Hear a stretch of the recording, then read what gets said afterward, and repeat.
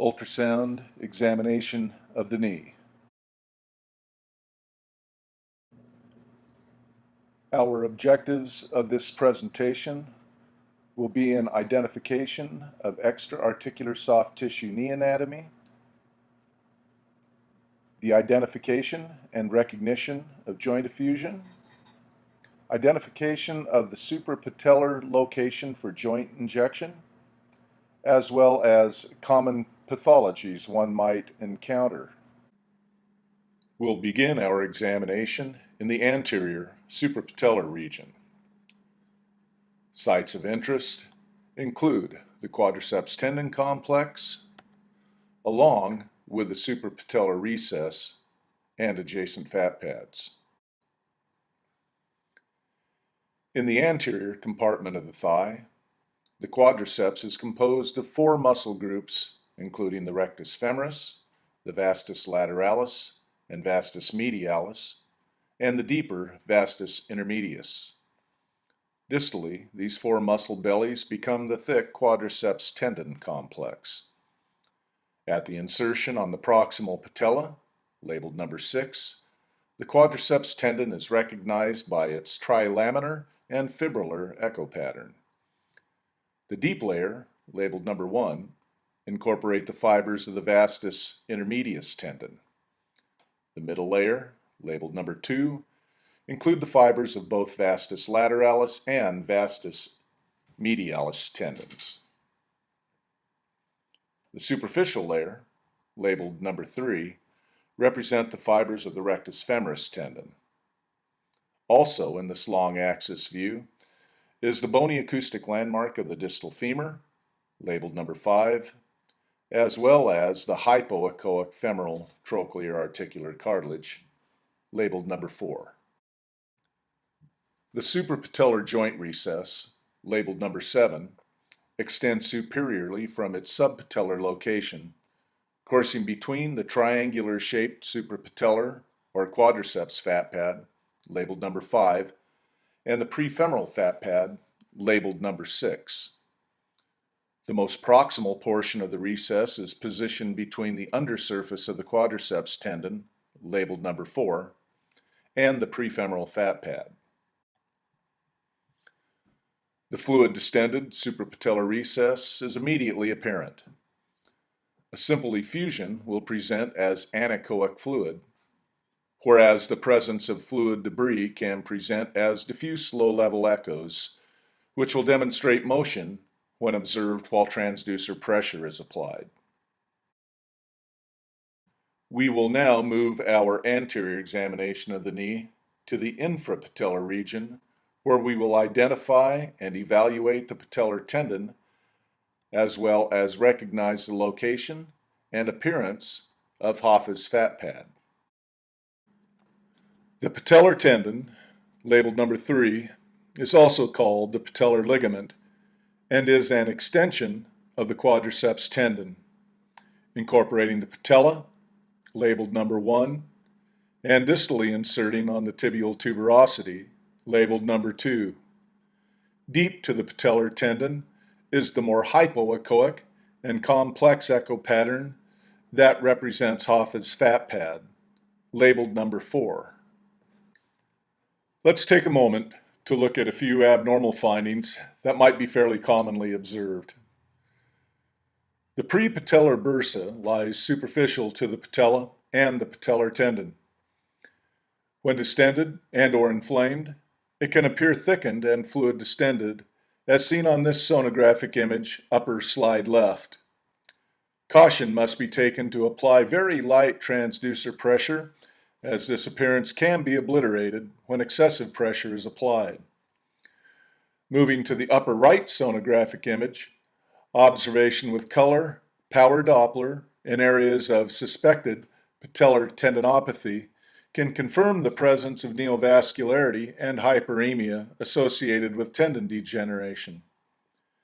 The images directly below this demonstrate a thickened and hypoechoic appearance associated with a loss of fibrillar pattern that are grayscale observations present with patellar tendinopathy. Note also the focal hyperechoic finding of intratendinous calcium. The bottom left image demonstrates the hypoechoic fluid defect associated with a partial thickness undersurface tear of the patellar tendon. Moving to the lateral knee, we will identify the iliotibial band as well as the lateral collateral ligament. The visible portions of the lateral meniscus will also be imaged, although we will discuss meniscal appearance when we move to the medial side of the knee. Sliding the transducer laterally from the distal patellar tendon insertion, the iliotibial band, labeled number 6, will be seen at its insertion onto Gerdy's tubercle, labeled number 1. The iliotibial band progresses proximally over the lateral femoral condyle, labeled number 2. A small amount of fluid is seen in the lateral joint recess, labeled number 3, as well as in the iliotibial bursa, labeled number 4. At the edge of the lateral joint space, a portion of the lateral meniscus, labeled number 5, can be identified. As the transducer moves slightly more posterior on the lateral knee, a long axis view will demonstrate the common distal insertions of the lateral collateral ligament and the distal tendon of the bicep femoris, labeled number 5 and number 6, respectively. Other bony acoustic landmarks seen in this scan plane include the lateral tibial condyle, labeled number 2, the lateral femoral epicondyle, labeled number 3, and the distal femoral sulcus that houses the obliquely oriented popliteus tendon, labeled number 7. At the edge of the lateral joint space, a portion of the lateral meniscus, labeled number 4, can be seen. On the medial side of the knee, we will look at the medial collateral ligament,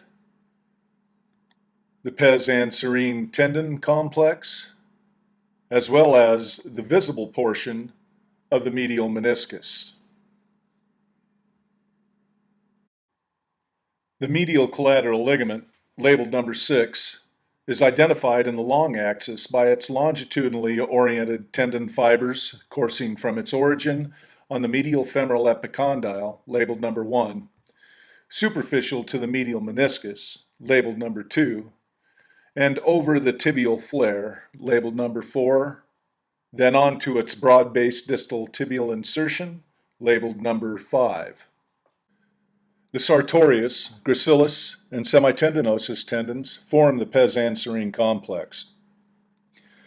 On a long axis view of the distal medial collateral ligament, labeled number 1, the oblique, often hypoechoic pes anserine tendons, labeled number 2, are seen coursing immediately superficial to the medial collateral ligament.